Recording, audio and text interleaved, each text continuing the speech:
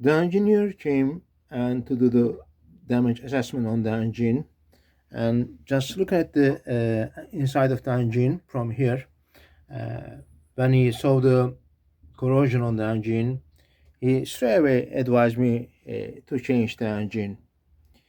So, according to his advice, the best cost-effective approach for this problem to change the this Volvo Penta 2002 engine, because the gearbox, control panel, and the looms are will stay in the boat.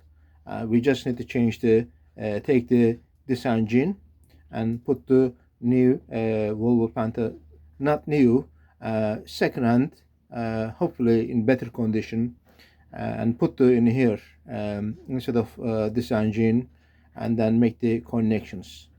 With this way, the laboring cost will much less, because there won't be any much modification.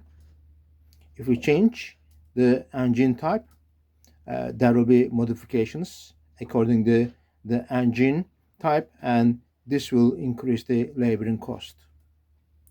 Therefore, I would advise that I've been advised that to change the engine with this cost-effective way, and at the moment we are looking for the best possible option for short and long-term investment.